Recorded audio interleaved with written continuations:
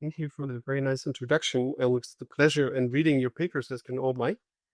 So let me start by pointing out where this is. So first of all, this stuff already pointed out that we have a new logo, and this has apparently caused some consternation. This is the old logo, but you'll soon need to see the new approach.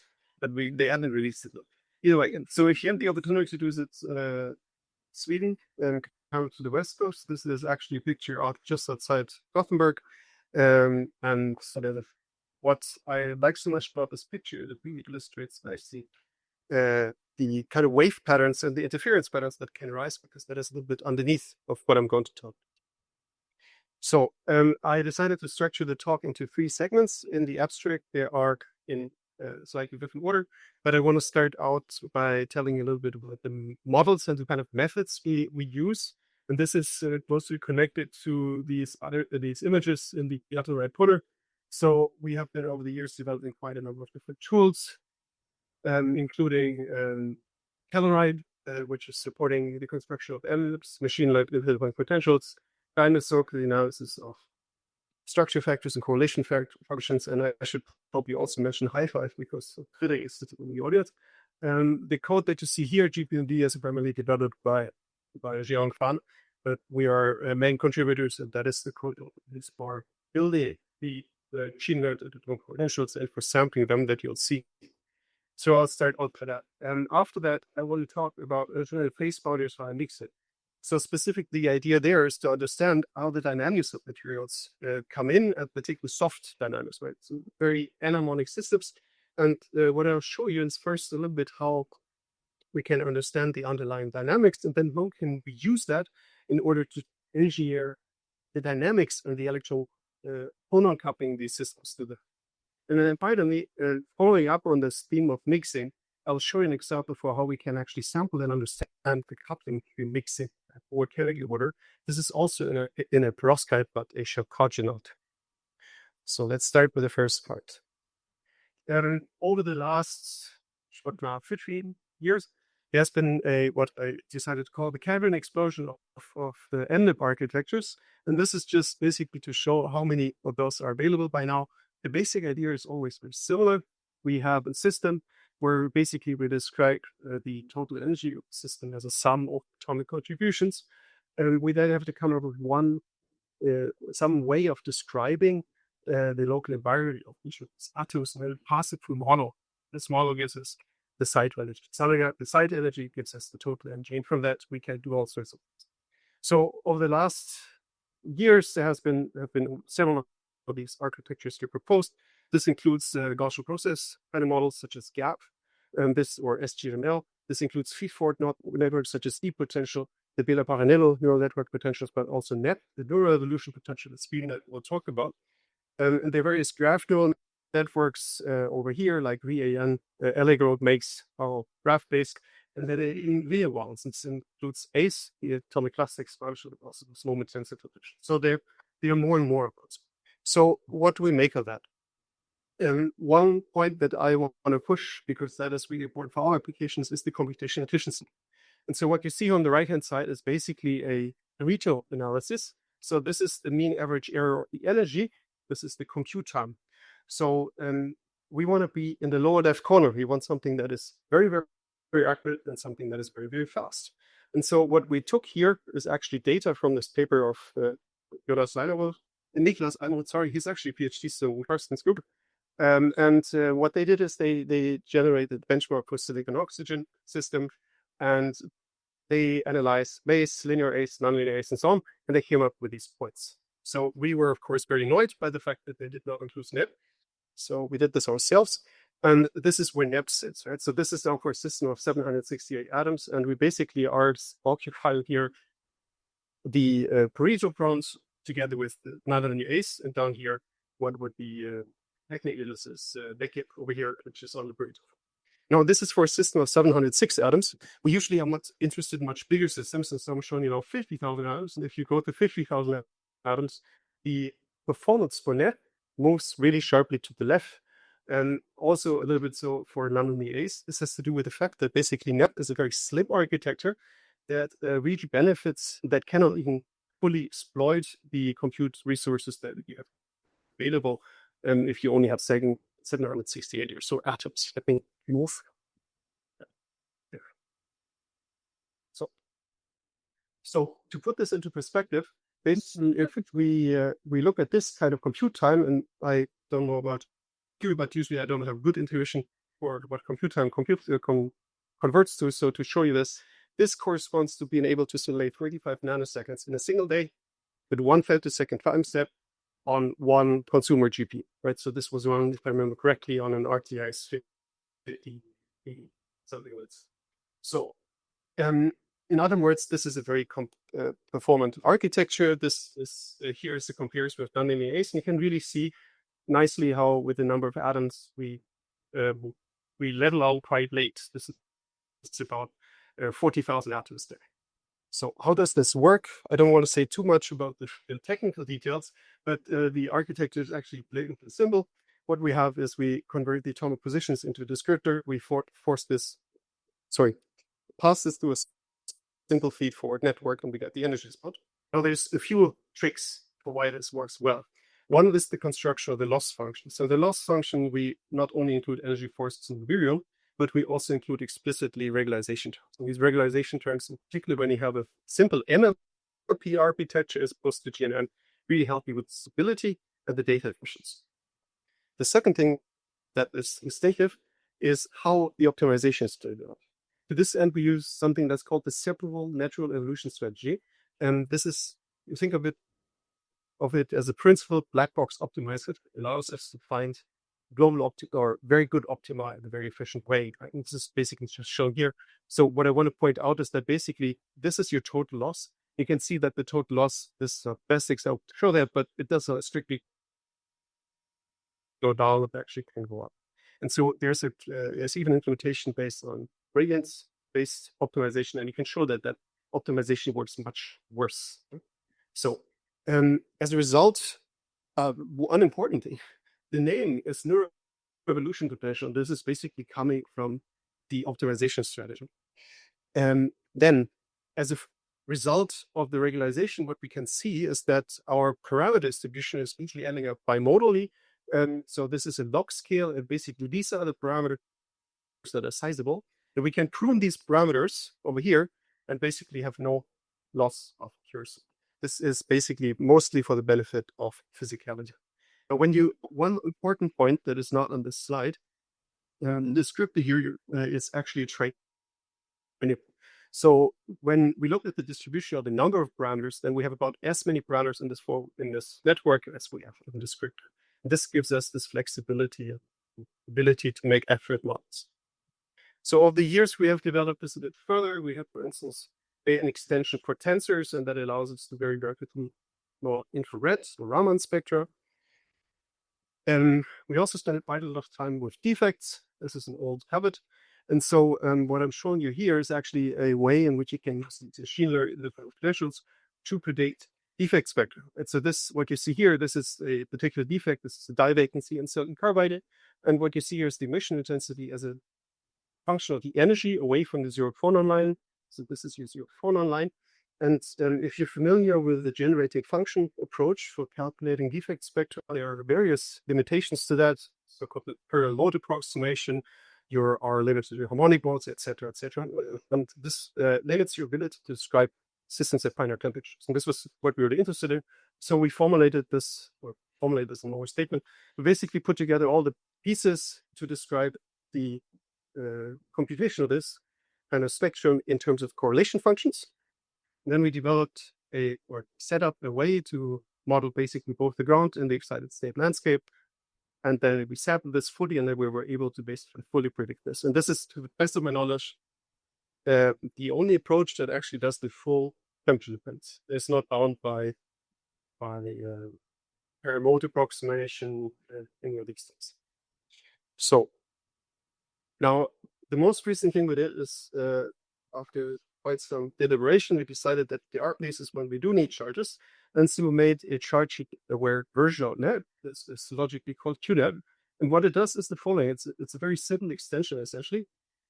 We add one more head to our latent space hidden layer here, and this predicts the latent charges. Right, this is an approach that is also used in other type of architectures. We then introduce a regularization term for the charge neutrality. We use the particle mesh, method for the electrostatic energy that makes the implementation very fast. And what we can furthermore do a bit is that we then realize how to compute the Born effect of charges, which is then done from I roots T. Sorry, this should be E, right? So the Born effect of charges derivative of the polarization with respect to the field. And those we can fit. These are latent charges. And so what is the advantage of this? I want to show you a couple of cases now. So what you see here is first the application to water, where the message is simply that by adding charges, we can systematically reduce the RMSEs for the energy, the forces, and the stresses. What I like a lot was that we can now predict also the Born effect of the charges, and this is shown here for hydrogen and for oxygen. We can get very accurate models. As a result of that, we can then also predict, for instance, IR spectra. But what is maybe the most important point here to push is that because this is implemented with PBPM, and because this is implemented as a simple output head, we only add about 30 or 40 parameters for every species in the system. The computation efficiency is really high. So basically, there is only a factor of 2 to 3 between regular NEP and QNEP. And so now we can do alien atoms on nanoseconds, right? So this shows you this. This is simulated time in nanoseconds per day, and we can reach here. This is about 20 to 30 nanoseconds for 10,000 atoms, easily. So a couple of examples. The first one is a case of metal corrosion. This is magnesium in water. And what you see on the left-hand side is a distribution of the latent charges. So these are predicted. They're not trained. They're not meant or are physical, but in terms of the magnitude. But what it shows you very nicely is that the model correctly learns the different types of variants. Right? So we, for instance, can see that here in this line here represents magnesium, and we have a sharp peak around 0, and that is our metallic. Those are our metallic structures. We then have over here a feature that is connected to the structures that come from magnesium oxide. We have hydrogen that is in water. This is hydrogen dimeric. And then there's oxygen in water in hydroxy species and so on. Using this kind of model, we can then study processes connected to corrosion. So this is a trajectory that was recorded at 700 Kelvin. And the coloring now corresponds to what you see on the left-hand side. Only the magnesium atoms change color, and those are the big ones, right? So this is our starting point here. We have a metallic slab surrounded by water. After about 1 nanosecond, several of these magnesium species start to get dissolved. They're turning into hydroxy species here. And if we continue this, you see that basically this entire layer starts to dissolve.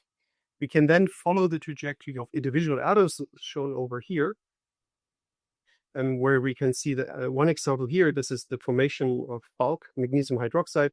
Here's metallic. This particular atom is initially metallic, then converts into an activated magnesium hydroxide species and eventually turns into the dihydroxide. And here's an example where we have this as an intermediate species and then eventually dissolves into the solution. So now we can analyze these kind of processes on long time scales. One thing that has been like my obsession since my PhD are ferroelectrics. And so here's a simple example. This basically, and by this also various other cases, this ferrotitanate as an example. I don't want to take too much time. So basically we can predict lattice parameters with all the base conditions. It's trivial. You don't need a model, model for that. We can then get out the polarization, and we can also compute the dielectric constant. So in this case, we fade directly as the Born effective charges so that those are physical, and we can see nicely that we reproduce both in magnitude and position, which is most the peak here that is connected to the transition of Kulik to the diagonal. And one can then also do things like poling this in the field, because the time scales that we can access are no longer than what you would usually be able to do, we can now also look into processes connected, for instance, to neighbor motion, right? So we can basically keep our system at a particular field and look for these nucleation events. And finally, we can extract dielectric functions, and we can do this with very high fidelity. In particular, what is not visible here is the low frequency region. We can now go on a log scale and go down to gigahertz scales, for instance. So, takeaway from the first part, the approach that we adapt is balancing the speed and accuracy, and this allows us to be pretty big systems over long time scales. What we're currently working on, so extending this and coupling to static fields and coupling to oscillatable fields. I forgot to put in the video, but there's maybe we have time in the end. And we have a very nice video of just driving the MAPI crazy by rotating the field. Okay, now let's do something useful with this. And actually, I will not show you QNAP now. I'm just going to show you regular NAP. But let's apply this to a particular material. Right? And the material that we're going to look at is this alloy of MAPI and FAPI. So this is methyl ammonium lead iodide and bromidinium ammonium. I'm not a chemist, so Fa is a cation with lead iodide. So these systems, I think, are now well known to be very good photoconverters. We can use them in solar cells. We can use them as emitters as well. And as in any other talk about perovskites, I emphasize that these are very flexible chemically. There are various ways to position both the A and the B side cation, which allows you to do various ways of mixing. And so, what am I trying to tell you? I want to talk to you about the dynamical properties of systems. And there are, for the purpose of this talk, two modes that are particularly interesting. One of which is called the interface. I will call the interface mode or any mode. It's a shorthand. And what happens here is that these octahedra, they basically tilt the entire layer to the plane of the whiteboard. They tilt in this. This is also mode that you have in Strassman tight net forces. Then there is a out of phase mode, and this out of phase mode differs from this one simply in that every other layer in the plane of the blackboard is tilting in the opposite direction. So, and I want to show you that those are connected to the optical. But before we can do that, I have to briefly tell you about how we learn something about those. So what we mainly want to know is how much activation in these different modes. So since we're running systems that are very soft, any kind of normal kind of self-consistent phone or similar approach is bound to fail. We can't use them here. What we do instead is we have these models developed, right? So this is now a model that can describe this entire MAPI phase diagram, and we can run large-scale ND simulations. How do we get out the information? To that extent, we use something that is called mode projection that Clinic has been implemented in Dinosaur. So what this does, it's basically we take the phonal dispersion, and for each point or each mode along this dispersion, we have its eigenvector. This eigenvector is called in this context n. Okay, and then we take our full-scale MD simulations, we compute the displacements of our atoms. This is this UT, and then we compute the projection of these displacements as a function of time onto our little eigenvectors. This gives us the mode amplitude, your mode. And so when we do this, for instance, for this particular mode, this is a mode where the oxygen atoms in every other unit, 5-atom unit cell, draw in and out, in and out. And we can recognize this as a gamma mode. And I'll show you in a moment why I show this, but this is an illustration of one such mode. We now take our little system and we run. This is an example here for cesium lead iodide. So what we do is here's the lattice parameter as a function of temperature. We see that there's an orthorhombic phase, there's a tetragonal phase, and there's a cubic phase. Now, what we do is we pick out this N mode that I told you about before, the in-phase tilt, and we look at how that changes as a function of temperature. And what we see is that when we are in the cubic phase, the average amplitude is 0. But as we come to the cubic to tetragonal transition, here's a sharp drop, and this is basically our double weld, where now our system has made a decision to turn on that side. Okay? So finally, we had understood that. If we then come to the R mode or the out of phase tilt mode, we see that that shows a relatively qualitatively similar behavior, but rather than being activated at the cubic tetragonal transition, is activated at the tetragonal orthorhombic transition. For symmetry reasons, you have to activate two R modes, and these two R modes are actually, in this case, an X to Y, whereas the in-phase tilt is relative to the Z direction. So now comes the fun part. We can now take this, we can now take what I showed you earlier and take the time dependence of this, of these modes, and we can calculate their water production function. And if I do this kind of analysis for this mode that I showed you first, the one that has the oxygen atoms moving in and out, and we get this kind of behavior, and this is textbook for a direct oscillator. We can fit this, and we get out a lifetime, we get out a frequency, and we are happy. If we do this, however, for the modes that are at the end of the R point, what we get is rather something that looks like this. Okay, and so here are two things to notice. One is this mode here is at 500 Kelvin, right? And this is far above the actual phase transition. And whereas in the previous plot, the blue and the red lines were on top of each other, they're now separate. So I should tell you what they are. So the blue line is the mode amplitude, and the D is the corresponding momentum. And so we can now fit them, and now they're separated. And if you want, we can talk about later why they're separated and before they're not. But let's just say that we now can fit these expressions again. But since these modes are overdamped, we should no longer use the expression that you saw on the previous slide, which had this shape with the frequency and the lifetime, but rather this turns mathematically into two hyperbolic cosine and sinus functions, sine functions, that we get two different lifetimes. The point here is that this behavior already occurs far above the phase transition. And if we then plot these two terms as a function of temperature, or these two lifetimes as a function of temperature, we find that basically for the N mode, for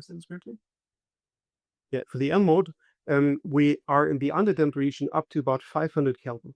The actual phase transition does not occur until 300 Kelvin. Okay? So we have basically almost 200 Kelvin over which we are overdamped. And now you say, why is this significant? Well, this shows you two things. It shows you how extremely soft these modes are. It shows you how anharmonic they are. And it shows you actually that if that doesn't show you that, but I can tell you that if you were to do the same kind of analysis for the upside of chalcogenide, this kind of region would be much linear. As you've seen a mode, maybe the thing that excites me the most is that this is a way to tune an electrophonon coupling. Because the electrophonon coupling strength, the matrix element, is proportional to the inverse square root of the frequency. So if we basically can make these modes really, really soft, with really small frequencies over an extended temperature range, and not just around the phase transition, we can actually tune our electrophonon coupling without even touching the electronic structure. We're just touching the phonons. So this is not just a fidget of our imagination. One can actually show this also experimentally. What you see here is a piezoelastic impulse spectrum, scattering spectrum, and the symbols are from the experiment, and on top these lines, those are for loss symbols. And there's no fitting done. This is one of the craziest comparisons I've ever done. So, fine. What do we do with this? Well, I've shown you cesium, lead iodide, bromide, chloride, the whole thing. And what happens is they first activate the N mode, right? And so as the N mode is the one that takes us from cubic to tetragonal. If you like the laser notation, it means, oh god, this is A naught, not C plus. This we should have fixed it. So what it means is with the tetragonal phase is A naught, C plus, which is in phase tilting. In MAPI, you have first the R mode activated, right? So you first activate this out of phase mode, and then you go to A naught, C minus. So what makes me so excited? There's something in ferroelectrics that are called morphotropic phase boundaries. A morphotropic phase boundary is something that occurs if you have a system that is fully miscible, and you have two different crystallograph phases coming together. And these phase boundaries are typically vertical in temperature, and they have this amazing feature that usually in the case of ferroelectrics, your dielectric response, piezoelectric response peaks. Yeah. So this is what makes PZT such an amazing ferroelectric, piezoelectric, is you basically have, if this is temperature and this is your composition, you have this morphotropic phase boundary there that at which point your properties become really enhanced. So seeing this and seeing that, the question we asked is, shouldn't there be hence a morphotropic phase boundary? And I wouldn't be standing here and telling you the story if this was not the case. But just to make things a little bit more interesting, now we actually go back to FAPI-MAPI because that's an experimentally more relevant system. FA and MA are closer in size. And thankfully, FAPI has the same kind of in-phase tilting as seasoned iodides. So you can take that combination. So right to the heart of the matter, and we can now predict a phase diagram where here's the temperature and here's the amount of FA. And we have up here the cubic region. Down here we have the rhombic. And here are our two triangular phases with out of phase and in phase tilting. And indeed, we find that there is a morphotropic phase boundary. Okay? I omitted all the points and so on. You can look up the full paper and the figure in the paper. But here is our morphotropic phase boundary. Now, what is this stuff above? Now I want to come back to this overdamping, underdamping business because the orange line that shows you the overdamping of the R mode and the blue line shows you the overdamping position of the N mode. And what is, every time I look at this, this makes me a bit happy. The crossover is exactly at the morphotropic phase boundary. What does that mean? We see the signature of the MPB above the MPB. This is because at that point we have two landscapes. You think about it, you have one, the M mode landscape looks like that. The R mode landscape looks like that. It's just that on the one side, one of them is deeper, and on the other side, the other one is deeper. So at the point of this morphotropic phase boundary, what we have achieved is basically a system that cannot decide whether it wants to go first R, but then M, or first M, and then R. Right? So it's a confused system. You might ask, how does this compare with experiment? And the short answer is pretty well. Experimentally, it's really difficult to analyze this system. Various attempts to do this, and they're usually based on something rather indirect, like a shift in the Raman signal. So so there has been this plethora of different lines drawn to this phase diagram. The one thing to notice, they all agree on the position of the cubic tetragonal line. We are a little bit higher, but this is my hope acceptable. And getting exactly around where we predict the morphotropic phase boundary, several of these lines will actually become very good. They start to cluster. So this is all a good sign. So let's look a little bit into the electrophonal coupling, because that's what I advertise. First of all, if we look at the structure of our system around the morphotropic phase boundary, we see this kind of like layer or these bands span behavior. In fact, to explain what you see is we are taking 4 unit cells, and then for these 4 unit cells, we can determine whether they are M or R tilted. We can't do this for 1 unit cell, you need several. And so if we see M tilting, it's orange. If we see R tilting, it's red. And now it's easier if you stand where I'm standing, because then you can see that this is basically whoop, whoop, whoop, whoop, right? And so here, the orientation, here's blue, here's blue, here's blue. So overall orientation this way. In the middle region, we have layers, layers, layers, and point in this direction, and so on. Right? So I'm not claiming that this is how it would look like experimentally. The timescales of the simulations, even if we run this for 50 nanoseconds, are still too slow to allow this kind of structure to fully relax. And so I would expect that experimentally what happens is you have very, very long, very, very slow relaxation processes where the system is moving between these kind of states. This would be consistent with what, for instance, Tranks has seen with these kind of diffuse scattering experiments. Now, what about electrophonal coupling? What we did is a little bit hands-waving. We want to do this better in the future, but basically we took snapshots from the MD simulation and then we computed the standard deviation of the BDI, CBN, and those are shown in blue and in orange, right? And they basically show you a rather broad maximum out here. And then we started to dig in the literature, they found one paper, Lopez. This is one of the phase diagram papers. And they, in their appendix, have the electrophonon coupling strength mapped out. And this is the green line. And the green line actually pretty well follows our prediction.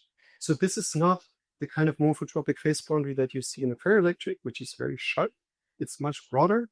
But they are already, we have now started to look into IR spectra and dielectric function. We also see that they are peaking. So this is a way in which we can maybe think about how to take this further. Because there are other kind of systems, not just in halide perovskites, but which one will not necessarily would start with because they're not ferroelectric, they're anti-ferrodistortive. But you can have this kind of behavior also in anti-ferrodistortive materials, bringing together different kind of tilts. Yeah? And so what I showed you is basically we can tune the dynamics, mixing, and this allows us to actually go and touch the optoelectron properties. So I now want to change gears and talk about chalcogenites. Okay, so specifically, if we have MATI-FAPI based systems, there's always this nagging thing about lead and the availability of and the toxicity of it and so on. And so there are attempts to find replacements. And one of these attempts is targeting other types of perovskites, specifically chalcogenites. So systems that contain sulfur and selenium. Sulfur is very earth abundant. Selenium is not that earth abundant, but it's still more manageable than lead. Barium, zirconium, titanium are all very common elements. So that is a big plus. These materials, in particular the serpine zirconium sulfide, which has received the most attention, show very high absorption coefficients, which suggests that basically in combination with the band gaps, it can make materials or can make achieve something at the sharply high limit that is not that different from what you would have with halide groups. Here, clear problems. We have low carrier mobilities. We have high recombination rates. Synthesis, I wrote synthesis challenges. It's a bit of how you look at it. And you cannot make them quite as easily as a halide perovskite, but they're still reasonably acceptable. And if we, for the time being, just claim that those are things that we can include in the future, it's worthwhile to consider these materials. So, as a first preliminary work, Priyanka Ayasta works on predicting the phase diagram with the system. And so now this is using the Hammam notation. That basically the phase sequence that you see here is the same that you've seen since Season iron. Duplicated diagonal Colloquium, and these are having the same kind of tilt patterns.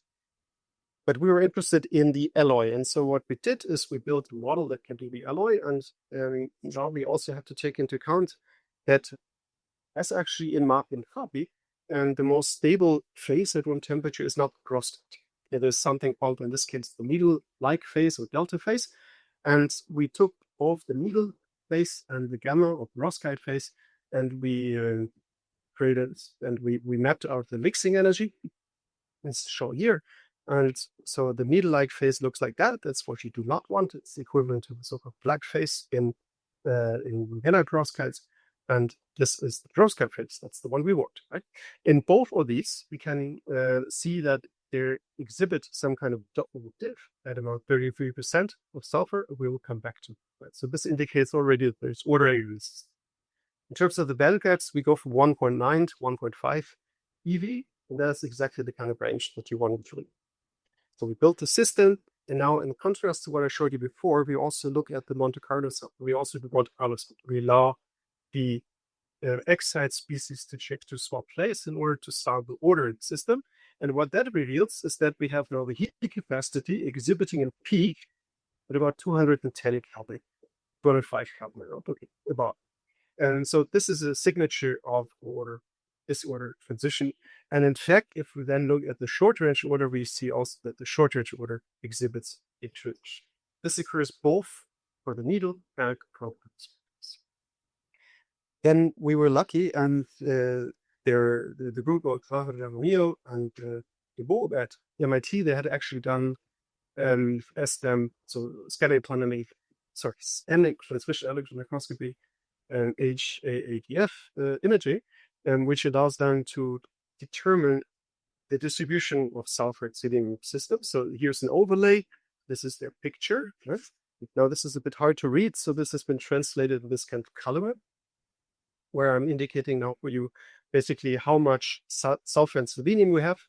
And what you see on the right-hand side is then basically, if I look from, altogether, if I look on this side, first, second, third, or fifth neighbor shell, and what you see is that this order parameter very nicely reflects that basically these two species along this direction alternate in different occupation. The experimental data is shown in the open squares. The simulation data is shown by the symbols. And to make this even clearer, here's the explicit temperature dependence. And so you can see that basically our predictions are surprising, but I shouldn't say surprising, encouraging close to the experiment. In fact, the simulations seem to underestimate a little bit the order dependence here, which strongly suggests that experimentally you actually have a residual order at room temperature. Next thing we did is we looked at the absorption coefficients, and we did compute that as a function of the composition for both phases. You can nicely see here that the perovskite phase has a much higher absorption, which is why you want that phase to be the one in your device. We then looked at the composition dependence, and for this purpose, we determined the actual tau gap, right? So we basically took our absorption coefficient, we multiplied by an exponent of that, and then the optical gap. And if we have this optical gap, actually, this is the experimental data. The asterisks or stars are experimental data, and the diamonds and the computation agree very closely. And now we come to the order part. And so if we look at the order, at 33% at this point, what we see is the following. If we take our system and we allow we distribute all the species randomly, we get a tau gap that resides about 1.7 B. If, on the other hand, we impose the order that we know the system to want to require low temperatures, we get a value of 1.5, slightly increasing. So there's an 0.2 eV difference, just depending on what kind of order I establish in the system. And I also want to point out that the area increases with Erhart. This is a bit unusual, but this is, most of the time you would expect it closest because you have where certainly because of your deformation potential, sign, but this is close. If we then take the equilibrated structures, meaning we allow the system to acquire its desired order at any given temperature, we can nicely see how it switches from the ordered to random structure. As I said earlier, I would expect experimentally this transition to shift it to the right so that the room temperature have a residual order. And this, just to remind you, this is basically the plot I showed earlier. Here's your transition corresponding to roughly this one. Okay, so where are we at? In this third part, I discussed the coupling between mixing and heterogeneous order and show you that actually how it affects the observatory properties.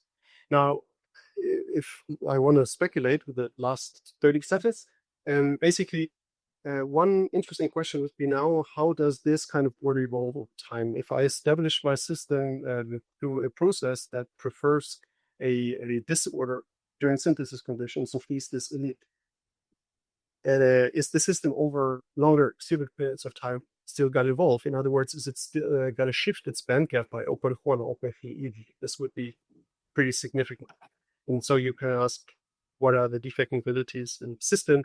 Because those are the ones that would actually enable this kind of ordering. And I also want to point out that we are now using this to look that we have a similar kind of approach to halide crosspads. Turns out that if you do cesium, rubidium, lead, bromine, chlorine, iodine, in that very trivial system, you can show that this kind of ordering also occurs, but it's actually coupled to your phase transition. So if you look at the phase transition temperatures between the tetragonal and cubic and the phase, and you do this for a random disordered structure, versus one that you allow to order, you can acquire a temperature difference of up to 100 Kelvin. Completely shifts, which is fairly astonishing. Okay, so I have enough time, which is nice for once. So I want to say that this work was done by a lot of people. I'll start in the upper left corner. So Jeong is the main author of the GPMB and worked a lot on all the method development stuff. Julia was here last year, right? So Dominic and Benny did a lot of the experimental work. They did all the experimental work on the Perovskites. The group of Rafa and James DeBow, they are responsible for the experimental work at MIT. Lucy and Rakiti worked with us on the ferroelectric system. And then Esme and Tobias and Sangeeta did most of the real work. So, and that is almost the last slide. Here are the conclusions. Just to remind you, I talked about basically how we make our models and why we prepare them the way they are, and how we can use these kind of models to look at mixed systems, either in terms of the perovskites or chalcogenites. And if you want to use any of the tools that we develop, there are a bunch more. You can find them all here. Thank you very much, folks.